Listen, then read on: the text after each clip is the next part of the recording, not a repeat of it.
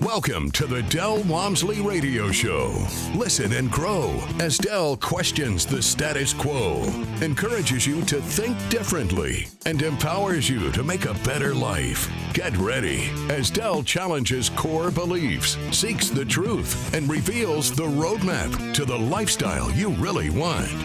And now your host, multi-millionaire, national award-winning investor, CEO and founder of Lifestyles Unlimited, Del Walmsley. Welcome to the Del Walmsley Radio Show, where the hype ends and the help begins. I'm your host, Del Walmsley, and as always, we're working on your financial freedom. My friends, today I'm going to talk about a concept that I didn't even give a title. I probably should have gave a title to it, but it comes along this lines. People believe, poor people believe, the way you make money is by doing everything yourself. And that you're going to go out there and figure it all out somehow. And there's going to be a trick to everything, and you're going to pay for nothing, and every last cent of every deal you do is going to go in your pocket. In return, you're going to make massive mistake once or more than once in your life and lose everything you have. I've seen it time and time again. I've seen it where people try. In fact, I actually heard a guy that was so stupid, he gave a seminar the other day on how to buy and sell real estate without using real estate agents or brokers. Where 99% of the real estate deals get done with real estate agents or brokers who make sure you've got all the legal work and documents in place. Whew, man, the things and all the steps are taken necessary to get it done right. Don't need them, though. No, don't need them at all. They're only out there for no reason. They're out there just to be an impedance to us getting our money we want to get. There we go. I've heard people out there say, you don't need insurance. I actually had a lady say, I've got 100 houses. I don't insure any of them because I'm self-insured. And if one of them burns down, the money I save from paying insurance each year is, going to take care of them. And I said, what if one of them burns down and kills somebody? Well, that will never happen, blah, blah, blah, blah, blah. Then about a year later, I heard one of her houses burned down. Somebody died, and she got sued for millions and millions of dollars and went broke. So she thought no insurance was a very, very smart thing to do. I've had other people just do transactions. I don't even understand how they even think they could do it. But they just sign documents. They buy pieces of real estate from people they don't even know, and they just sign documents and deeds, or their family just deeds something over to them. And you inherit something that's got massive liens against it. You have no idea what you're doing. There's so many ways in real estate you can make a massive mistake by missing a small amount of knowledge. And so today, I'm going to work on that angle. And I'm also going to bring in an angle towards the end of the show here about people who work in their business. They don't work on their business. They work in their business. And where if you strip them out of the business would be destroyed. So they don't own a business. They own a job. And we're going to talk about that. And again, it all ties together. It's all the same thing. Why do I want to try to suck every last penny out of every transaction I do and take massive risks because I do it that way? That's really what we're talking about. Now, today, we're going to start the discussion in this probably multiple radio show discussion. We're going to start it talking about how you buy a piece of real estate and know you actually own the piece of real estate. And I'm going to ask a question today that is really an important question I get asked really regularly. And I'm going to save that one for a little later, but it's a shocking question. So we'll cover that a little bit later. But right now, what I want to do is I want to talk about title companies. And I brought a friend in here, Mr. Mike R. He owns Alamo Title Company. And I want to just sort of ask him a few questions about how do people do this? Why is the title company so important? And how do you use a title company? So welcome to the show, Mike. I appreciate it, Del. Thanks for having me. I don't know if you run into these people because you get the people that actually look for title companies, but have you ever ran into somebody who thought they could do it all themselves? I have. I do want to make one small correction. Alamo Title Company is actually owned by Fidelity National Title Company. We're the largest in the world. So, although I've been in the industry for quite some time, I guess it's now been 16 years or so. I've seen a lot of things, though, and I come across people all the time that think they can do it themselves. I see people get in trouble. I see people needing to get bailed out, and I see people fail. But along with that, I see a lot of success stories as well. So, well, before we get into success stories, because those are easy, let's talk about a lot of those are your lifestyles, guys. Believe it or not. Oh, I know. What about these guys that come to me? They don't come to you and say this, obvious, but they come to me and they say, "Hey, should I go down to the records department and check the title, see if there's clear title?" And I say to them, You have no idea how to do that. There's stuff that's not even recorded yet to be against that title. Let's get into this.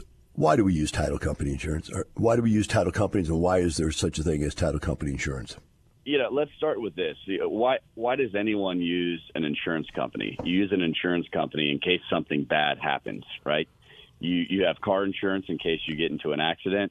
You have title insurance in case you have a claim that has something, a defect on title that you may not have known about.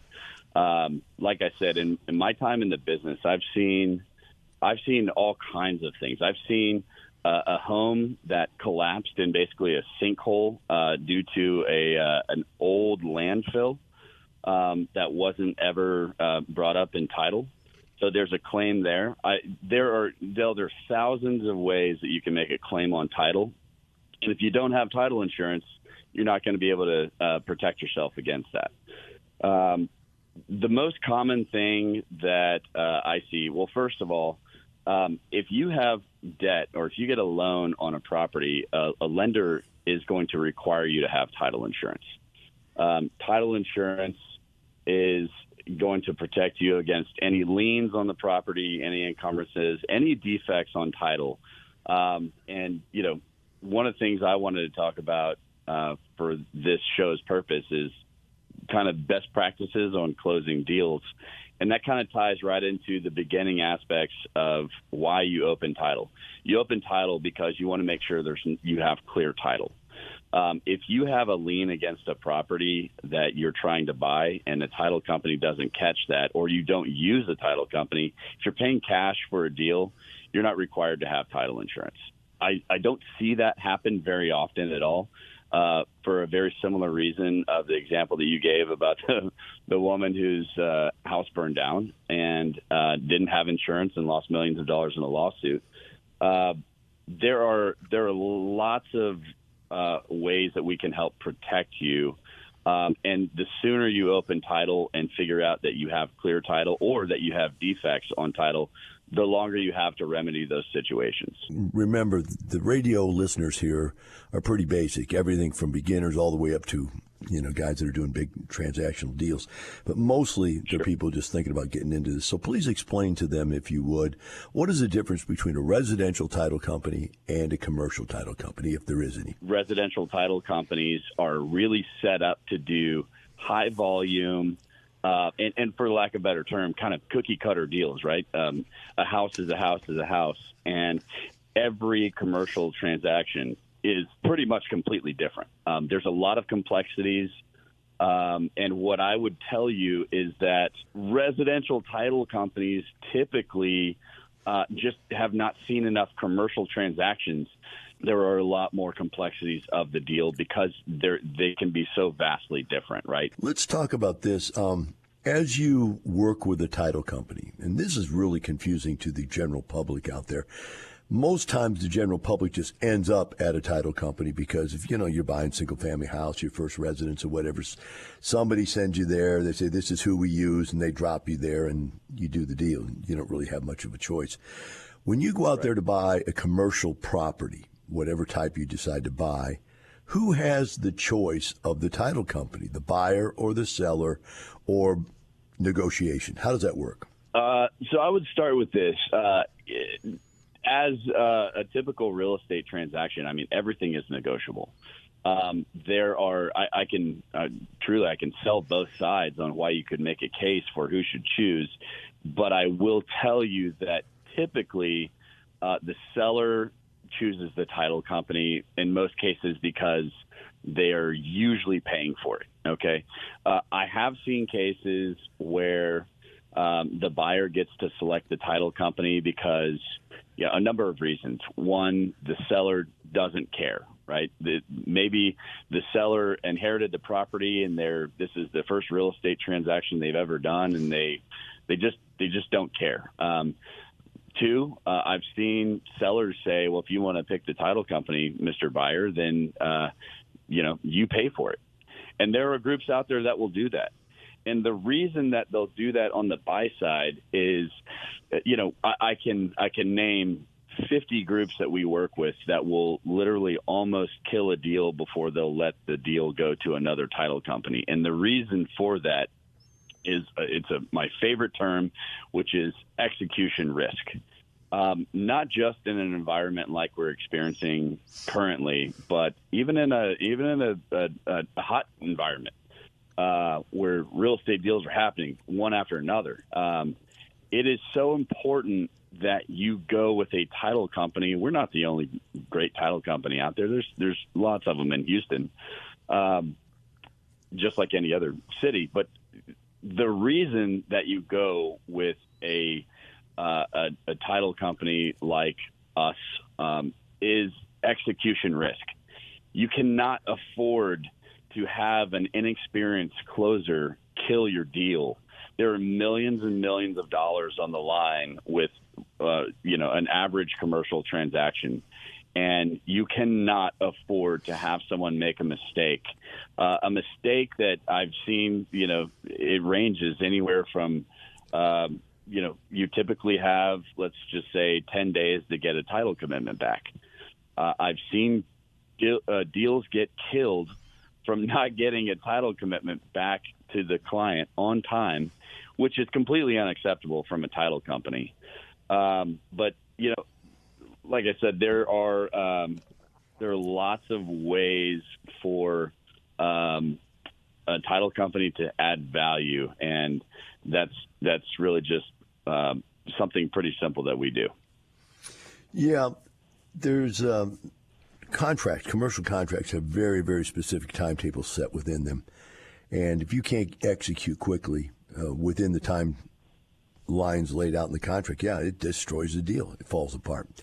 Now, one of the things I've noticed is in following up and adding on top of what you said, I've done deals all over the country. In many states, they don't use title companies. They use attorneys. What I found is an attorney's office is like Bob, Sue, and Bill having a cup of coffee in the morning. Like, we get to something, I don't know, Billy's baseball game's going on.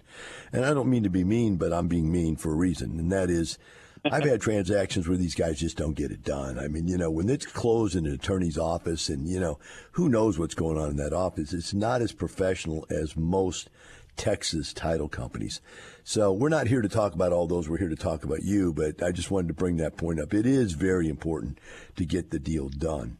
When you talk about buyer and seller, who should pay for the title insurance, it's only common, I believe this, it's only common in Texas for the seller to buy the title insurance. Everywhere else I've ever bought a commercial piece of real estate, in every other state I've bought it in, the buyer buys the title insurance. It's just the strangest twist that Texas has, and I don't know why that is. Maybe you do, but it's a strange deal.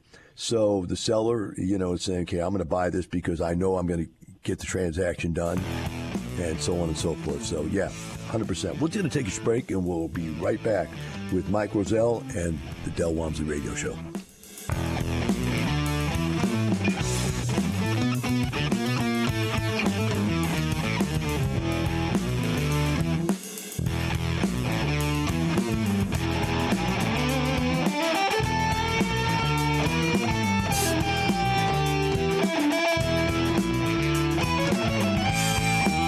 Teaching you with a roadmap to creating the lifestyle you really want. Keep listening. The Del Walmsley Radio Show returns in moments. Need more unconventional wisdom that will set you free? Subscribe to Lifestyles Unlimited on YouTube and binge content that will actually help you get where you want to go in life from people who are already there.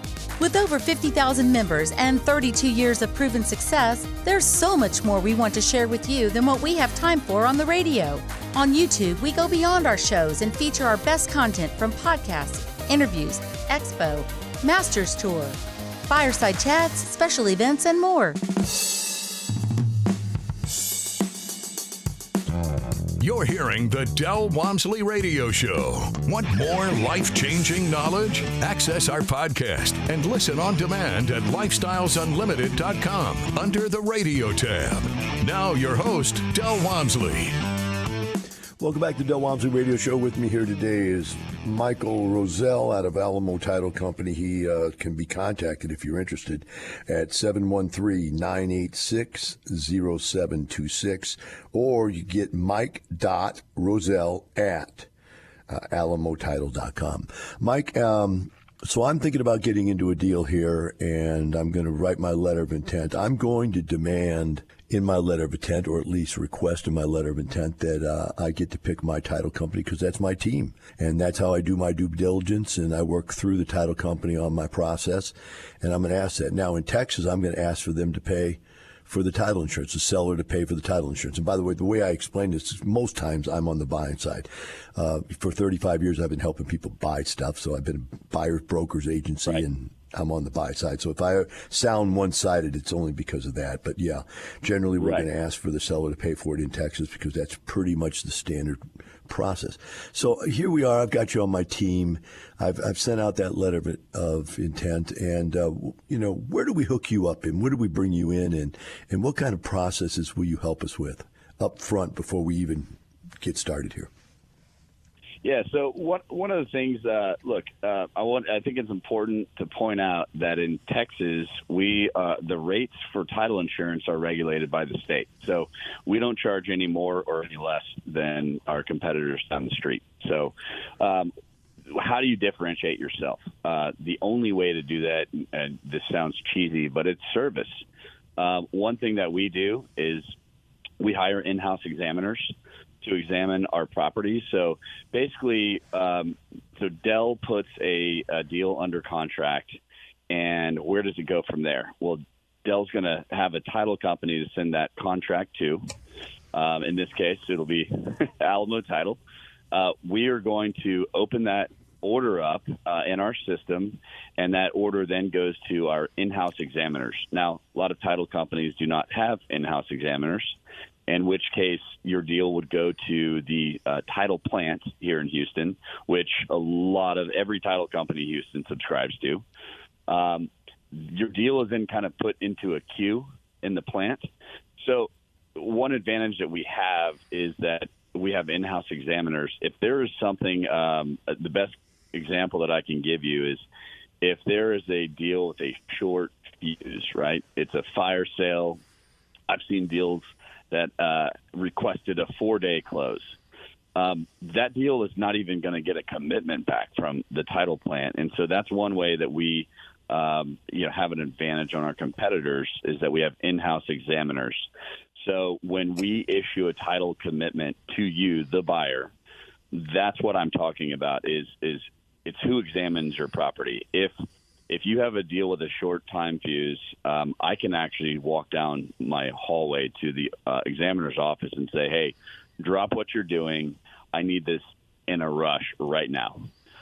There is no way to pay for an expedited commitment from the plant. It is what it is.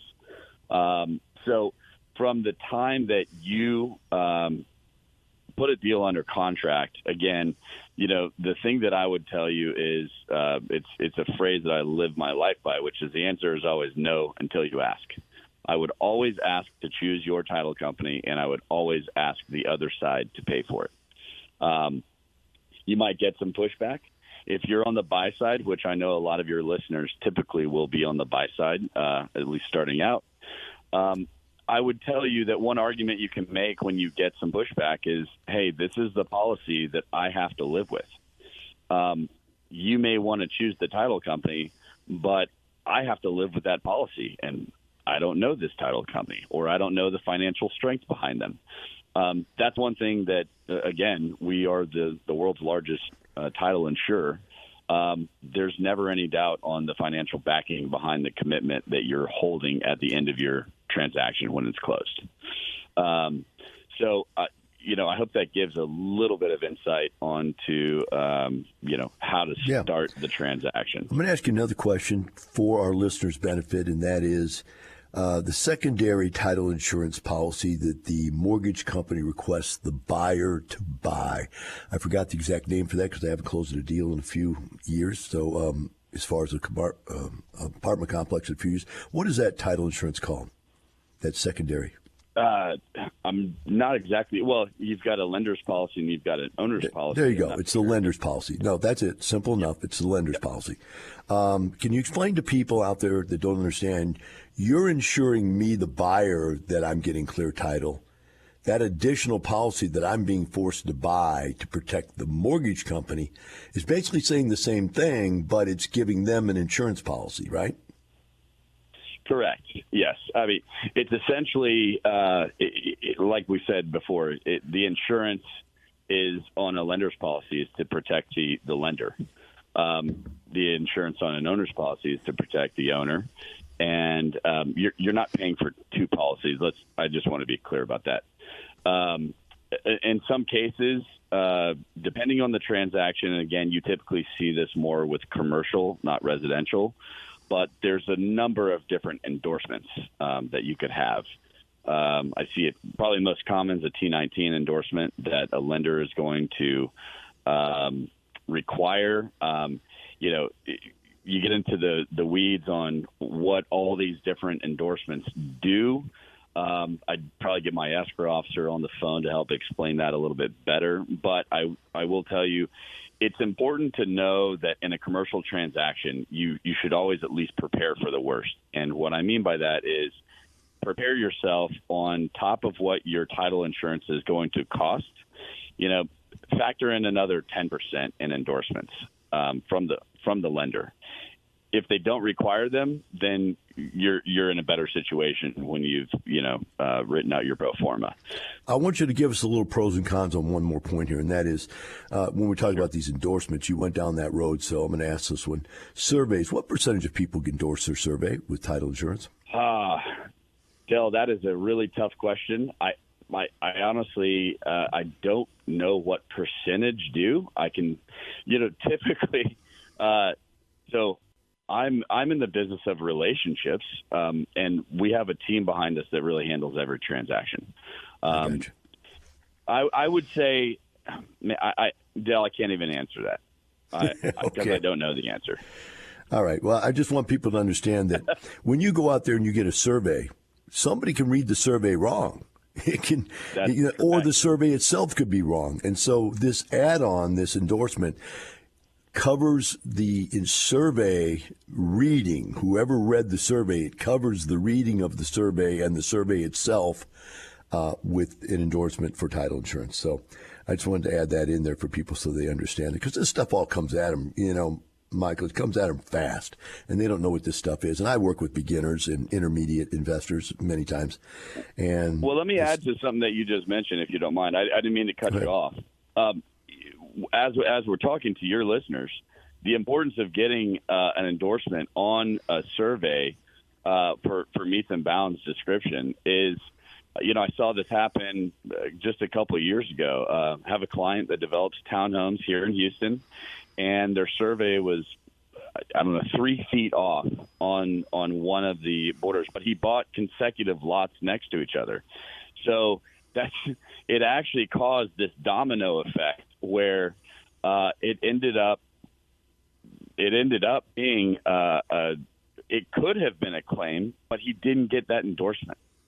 So I hate to take a stance and say you're tough luck, but you don't insure something, we can't actually have a valid claim on it. What do you see out there, and what are your suggestions when picking someone to be your sponsor that you're putting your money into, your life savings into? Do you have any thoughts on that? I do. The very first deal that I ever invested in was with a multifamily guy that turned out to down the road be one of the more successful lifestyles guys that has gone through your program. I think it's important for your listeners to know that, Del, what you preach is very, very, very, it's just a lot of truth bombs. I have had in my career, I close about 450 deals a year. And of those 450 deals, a large percentage of them, especially in the earlier parts of my career, have been lifestyle deals. I have probably closed 75 lifestyles transactions, and I'm talking about these are not $1 million deals. I mean, I've closed $50, $70 million deals for lifestyles guys. The comment on people are always good until they're not. One of the things that we talked about in our conversation was the life's too short category. Surround yourself with people that you can trust. I think that's probably the number one thing in picking a sponsor.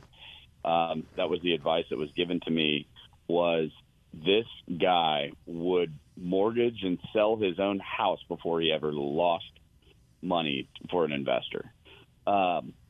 When you're picking a sponsor, I think that's probably the number one thing. I usually bet on the horse and not the deal. If that gives you any better insight, I hope it does. But that's where my best success has come from, betting on people and that you can trust, and not always the deal itself. Gotcha. We've only got just 4 minutes left, and I want to see if you can give me a consolidated version of what you feel like the marketplace is doing. Just the consolidated version, if you could, real quick. Where do you see? I mean, we've heard from both sides that it's going up, it's going down, it's going sideways. The same stuff. I generally don't get too tied up in this, but what do you think? You're out there, you're touching the transactions. What do you think? Yeah, I'd say year to date, values are probably down 20%. That's a hard number for sellers to hear because they haven't adjusted to that number. Sellers still think that it's 2019, and buyers still think that it's 2008. So overall, the interest rates have been they've basically doubled, right? We've got 3 more interest rate hikes coming. The word on the street that I hear is you got 25 bips in March, May, and June. The Fed doesn't meet in April. So I think the next meeting is in 2 weeks. And I hear that CNBC, said it's possible that they're going up 50 bips. Basis points. So 50 bips is basically 0.5%. Another thing that I'm hearing, especially because I'm in Houston, insurance is killing deals. That's a very, very tough obstacle that you're going to have when trying to buy a new deal. I'd heard that Hurricane Ian in Florida was a $50 billion loss, and that whatever insurance companies are left are jacking the rates up 40, 50%. I heard of a deal just yesterday that the insurance had doubled on the property. But, to buyers all along the Gulf Coast, especially in here in Houston, Texas City, Baytown, Corpus, Beaumont, Galveston, League City, Clear Lake, etc. All these towns are 30 to 45 miles from the coast or, within that. And if you're trying to buy deals there, insurance is going to be an issue. I know that's one thing that the Fed's going to be discussing. But that's a general market update that I have for you. Well, it sounds pretty consistent from what I'm hearing from my side also. So I don't think that that both of us are too far from what might actually happen. Obviously, you never know. There could be a war tomorrow and change everything. But other than that, it seems that's the direction it's going. When we want to contact you, Mike, how should we contact you and how should we start the relationship? We've only got about a minute left. Yeah, honestly, I'm an open book. I don't feel like I sell title insurance. I feel like I sell a relationship. I have a numerous amount of loyal clients that all believe that. Whether or not you're doing deals or not, I'm always an open book. I can be here as a resource for you. We can search liens. We can do a really quick lien search on a property that you're looking to buy. I can come up with an owner for you. I can't give you contact information for an owner and things like that. But as far as reaching out to me, you can call, text, email, whatever you want. I'm happy to give my cell phone number. It's 832-794-2090. What I do is a lifestyle. It's not really an 8 to 5. It's not really a business. It's a lifestyle. Hey, thanks for coming on, Michael. Really appreciate it, and we'll look forward to seeing you again sometime. For the rest of you out there, remember what Mike said. It's not the money. It's the lifestyle. We'll see you tomorrow. The information and opinions you hear on the Del Walmsley Radio Show are those of the host, Del Walmsley, his guests, and his callers. The Del Walmsley Show is for entertainment purposes only. Please consult a professional regarding your personal investment needs. Nothing presented on the Del Walmsley Show constitutes an endorsement, recommendation, offer, or solicitation to buy or sell any product or security.